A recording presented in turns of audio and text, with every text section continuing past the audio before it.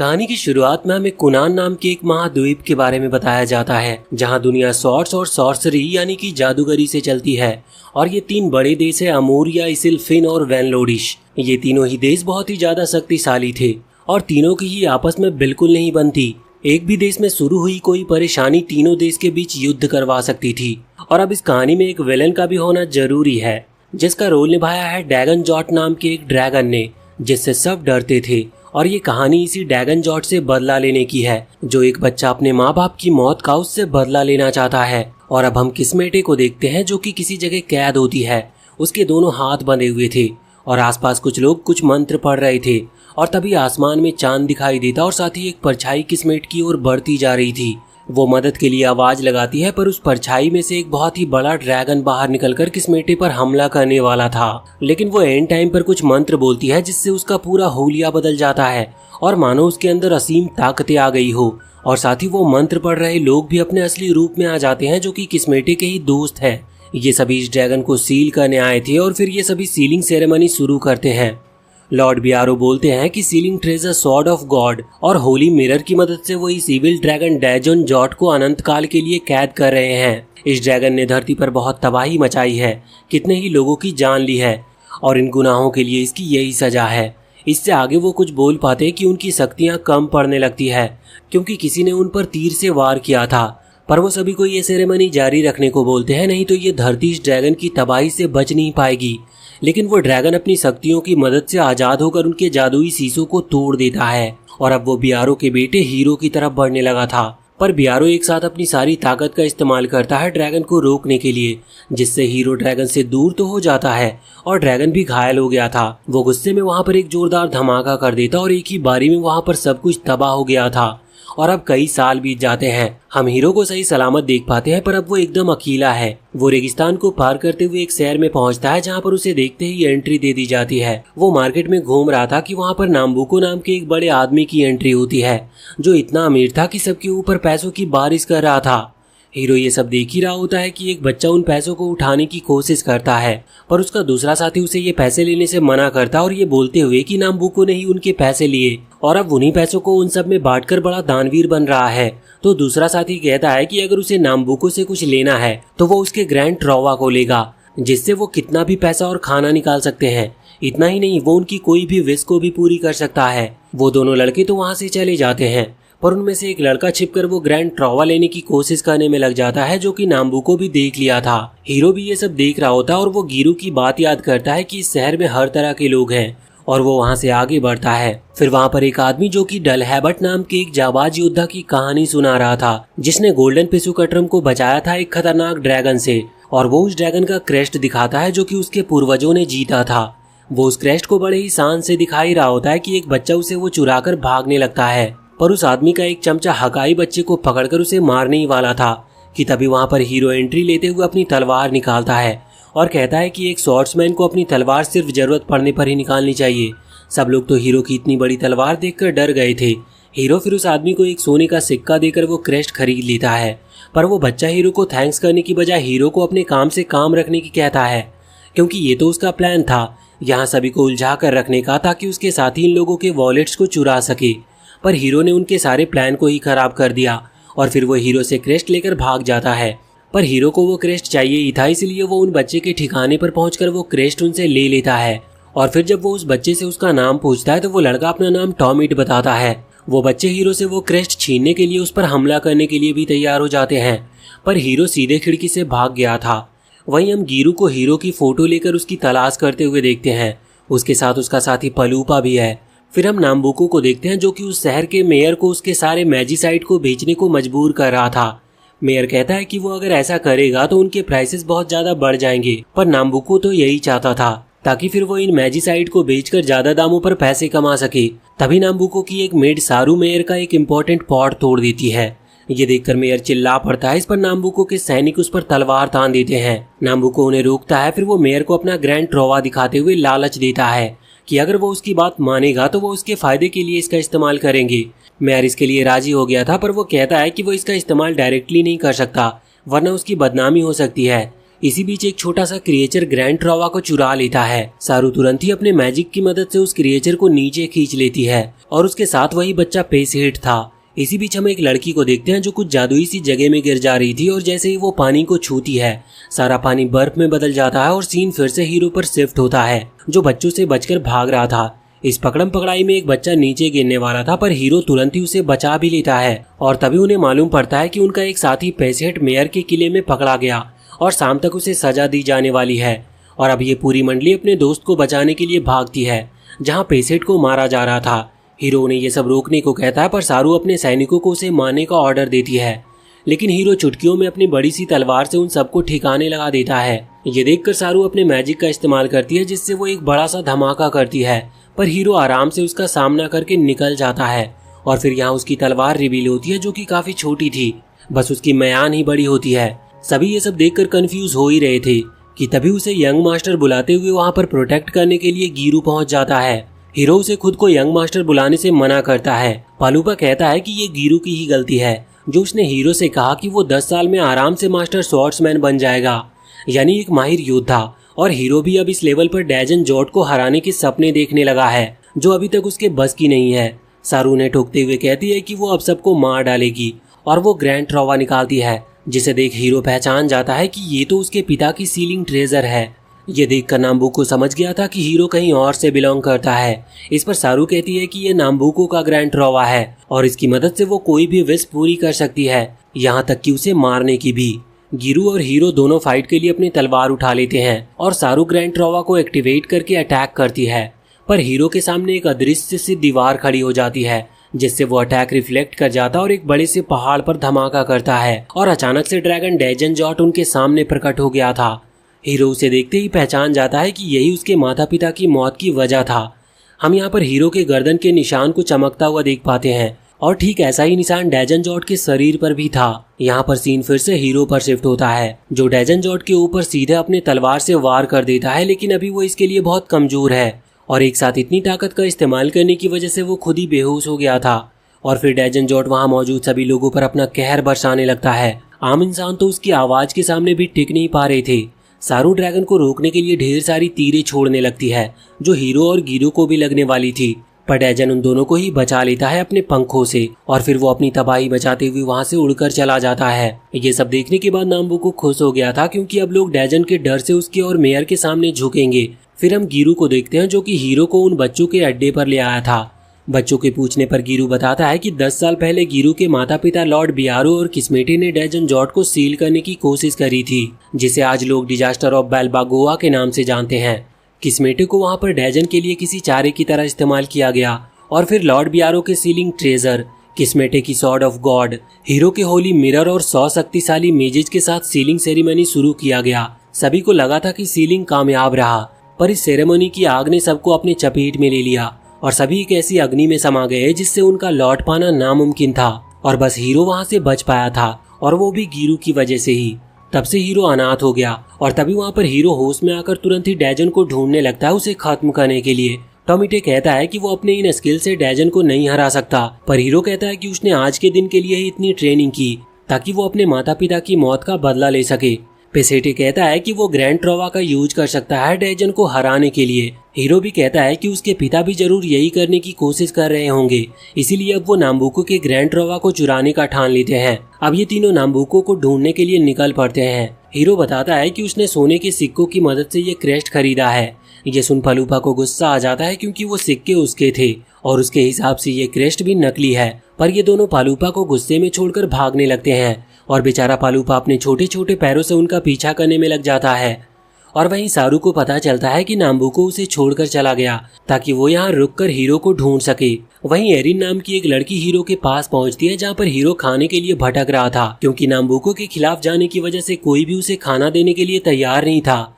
Erin उन लोगों को अपने साथ ले जाती है खाना खिलाने को और बातों ही बातों में वो यहाँ पर बियारो का जिक्र करती है जिससे ये तीनों अलर्ट हो जाते हैं। पर फिर एरिन अपना नाम बताने के बाद चली गई थी और फिर इन्हें ही सारे खाने का बिल भी पे करना पड़ता है। उनके पास तो सोने की जगह भी नहीं थी, इसीलिए वो टॉमिटे के अड्डे पर रात बिताने चले आते हैं। टॉमिटे को पेसेट की वजह से उसकी बात माननी पड़ती और फिर अगले दिन गीरू सभी के लिए बहुत टेस्टी सा नाश्ता तैयार करता है जिससे सारे बच्चे बड़े खुश थे और फिर हीरो ग्रैंड ट्रॉवा चुराने की प्लानिंग में लग जाता है।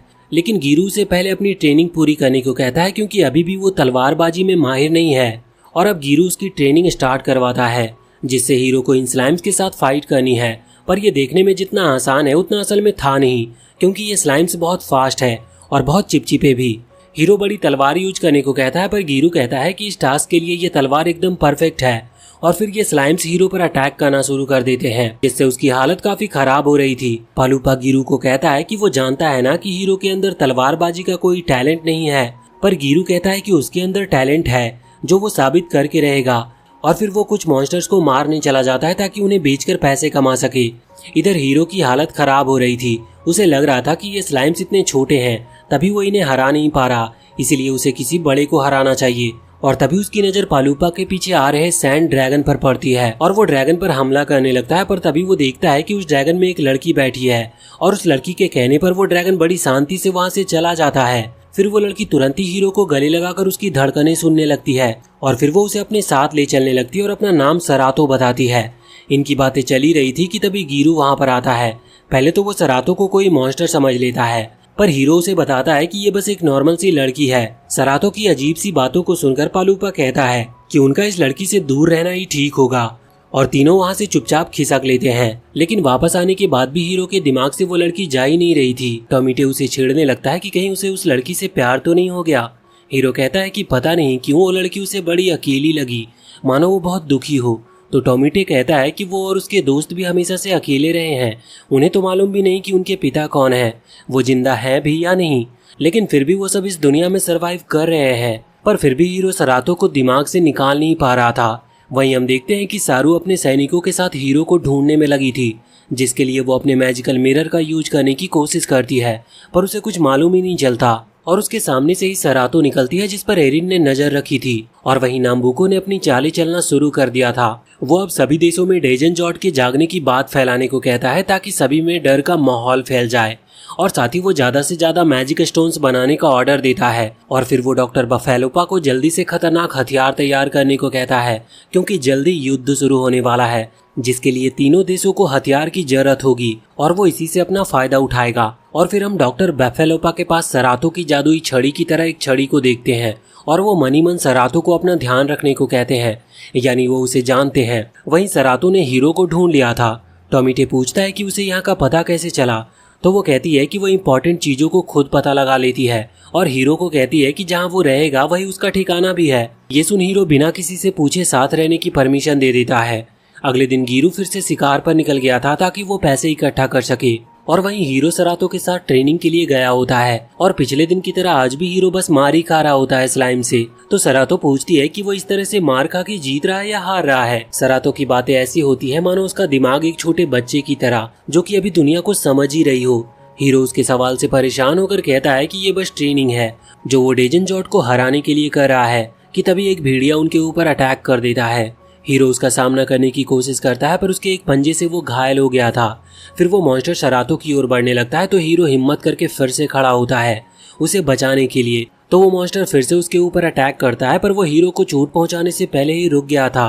हीरो को लगता है कि शायद वो उसकी तलवार से रुका और सरातो के पास पहुंचता है और पूछता है कि उसे कोई चोट तो नहीं लगी, पर सरातो को याद ही नहीं था कि जस्ट अभी हुआ क्या और अचानक काफी वो थक सी गई थी। फिर वो हीरो का जख्म नोटिस करती है तो वो उसे अपनी जादुई छड़ी से एकदम हील कर देती है। फिर वो दोनों उस मॉन्स्टर को बेचते हैं जिससे उन्हें एक सोने का सिक्का मिलता है। जाते हुए उनकी नजर कुछ सैनिकों पर पड़ती है जो एक आदमी को जबरदस्ती मैजिक स्टोन्स माइंस में काम करने के लिए ले जा रहे थे और उस आदमी के बच्चे रोने लगते हैं।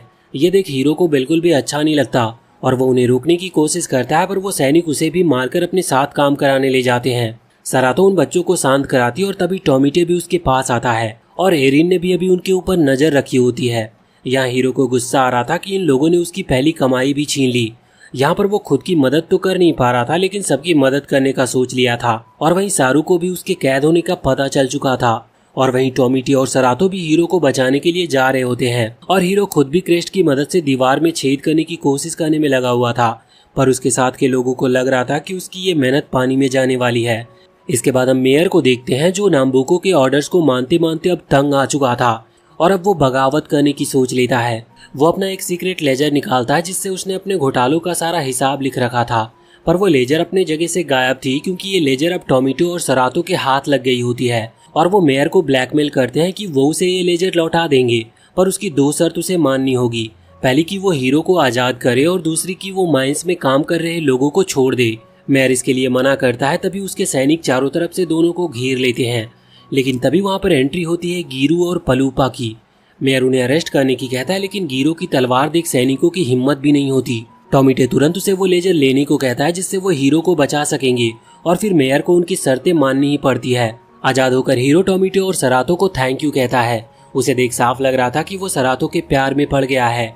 फिर सभी साथ में खाना खाते हैं। टोमेटे को ये देखकर काफी अच्छा लगता है। उसे लग रहा था कि मानो जैसे उसे फैमिली मिल गई हो। वहीं एरिन अभी भी उन पर नजर रख रही थी। अब अगली सुबह से गीरो हीरो की ट्रेनिंग और कड़ी कर देता है और कहता है कि वो अब से उसके साथ अकेली ट्रेनिंग करेगा।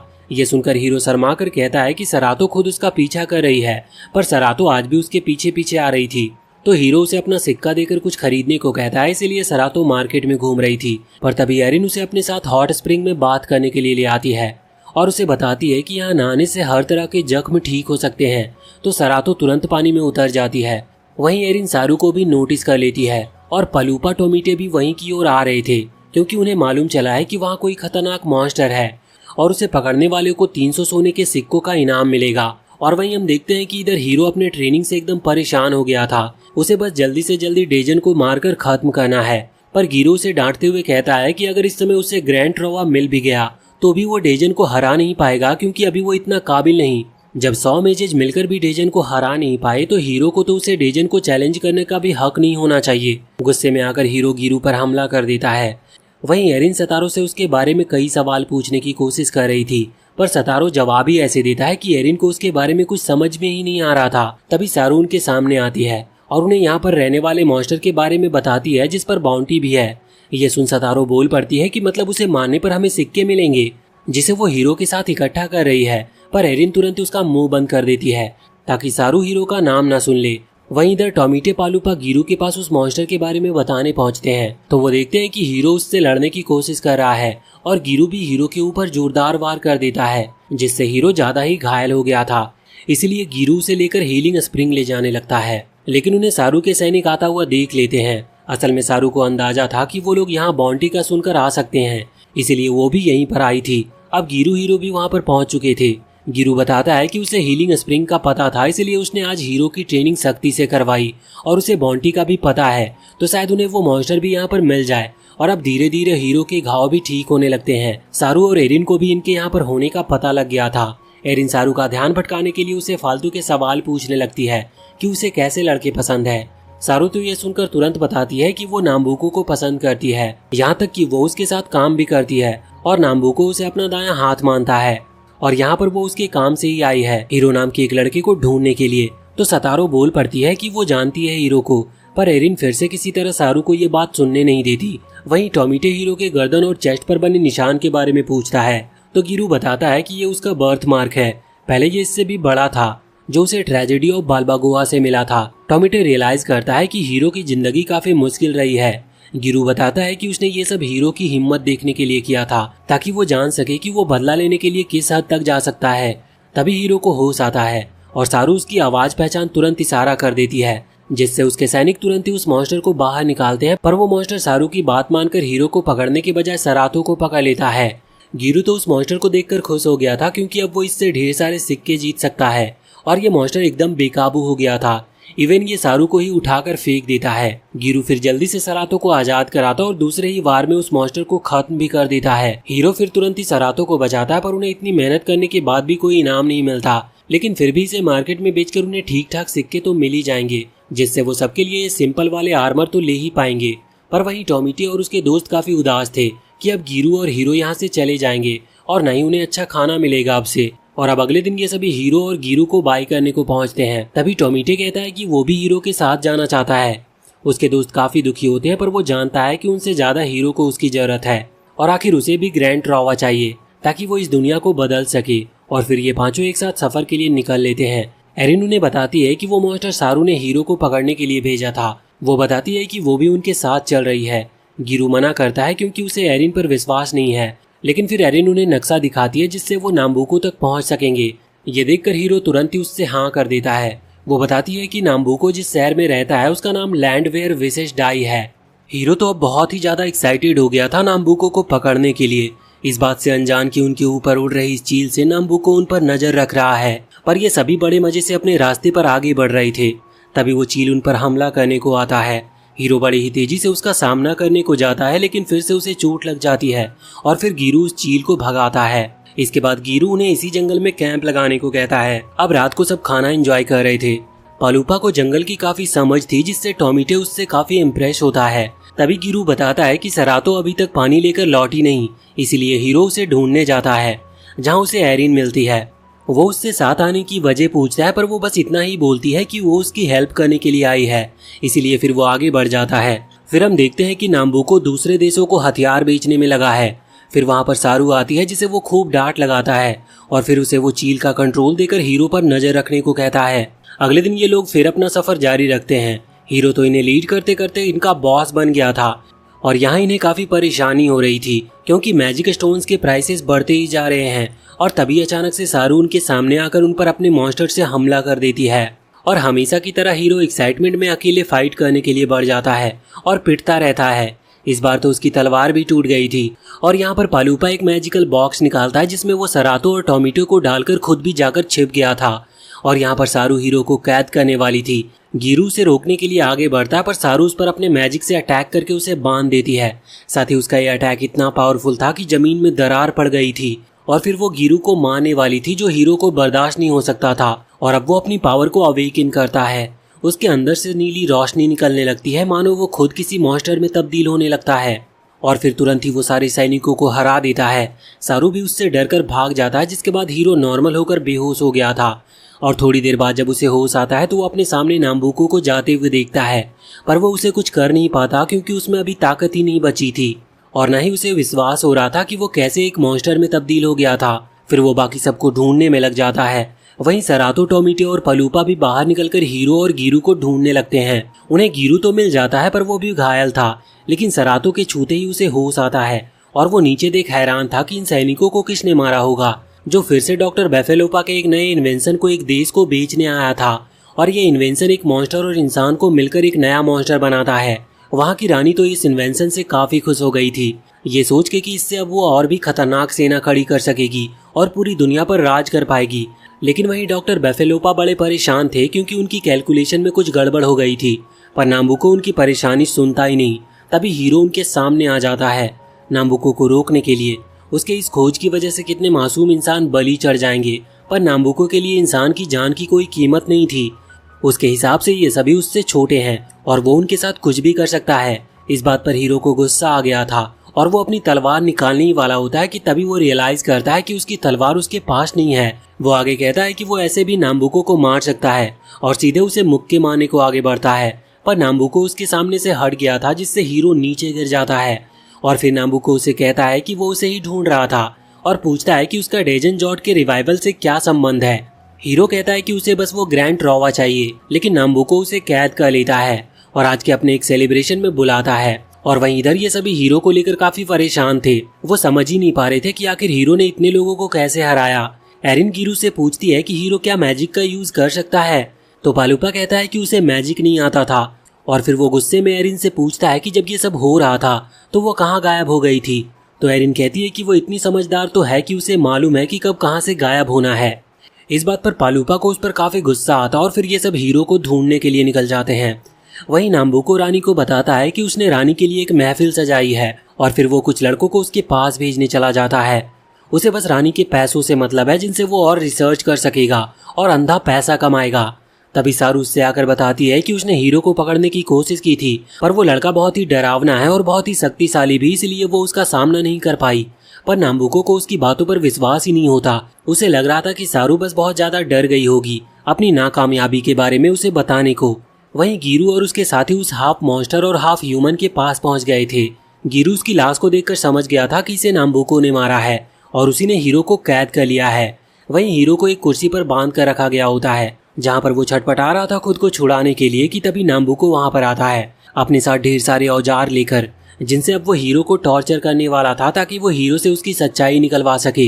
हीरो कहता है कि आखिर उसे डेजन जॉर्ज से क्या लेना देना है, वो तो एक मर्चेंट है और उसे इससे क्या फायदा होगा।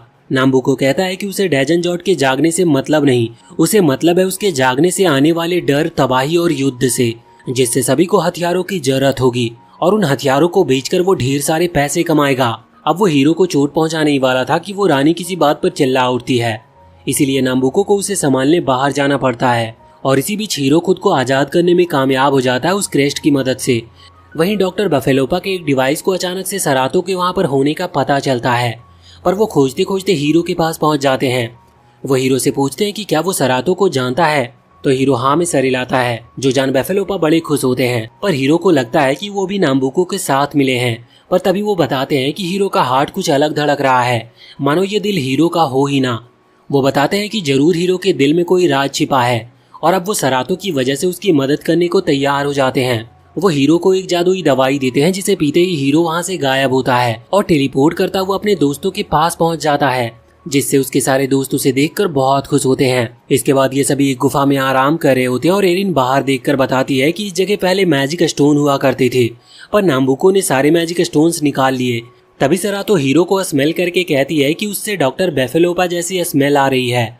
सरातो तो उन्हें अपना पिता बता रही थी, जिसके बाद हीरो उन्हें फिर डॉक्टर बेफेलोपा की कई सारी बातें बताता है। तो गिरू कहता है कि जरूर हीरो का दिल का कनेक्शन डेजन जॉर्ज से है, तभी डेजन ने हीरो को बचाने की कोशिश करी थी और साथ ही हीरो का मार्क भी ठीक डेजन के मार्क जैसा है। और अगर हीरो का दिल उसका अपना नहीं है तो क्या डेजन का दिल अपना है? कई सालों पहले हुए उस ट्रेजेडी में दोनों के दिल आपस में बदल तो नहीं गए, यानी डेजन हीरो को नहीं बल्कि अपने दिल को बचा रहा था जो हीरो के पास है। ये सुन हीरो को विश्वास ही नहीं होता, क्योंकि जिस डेजन से वो इतना नफरत करता है वो अब तक उसी का दिल लिए घूम रहा है। गिरू आगे कहता है कि जरूर ये सब लॉर्ड बियारो ने उसे बचाने के लिए किया होगा, जिसकी वजह से अब हीरो के अंदर एक अनजान शक्ति है जो कुछ देर पहले उसने अनलॉक की थी और उस समय हीरो बस किसी भी तरह गिरू को बचाना चाहता था। उसका डर और गुस्सा हीरो के लिए ट्रिगर बना, जिससे वो कुछ पलों के लिए हाफ डेजन बन सका। हीरो कहता है कि इन सब का यही मतलब हुआ कि अगर वो मारा जाएगा तो डेजन भी मारा जाएगा और डेजन मारा गया तो हीरो भी मारा जाएगा, यानी उसे अगर अपनी माता पिता की मौत का बदला लेना है तो मरने के लिए तैयार होना होगा। हीरो के लिए ये सब किसी श्राप से कम नहीं है, इसीलिए अब वो बाहर भाग आता है।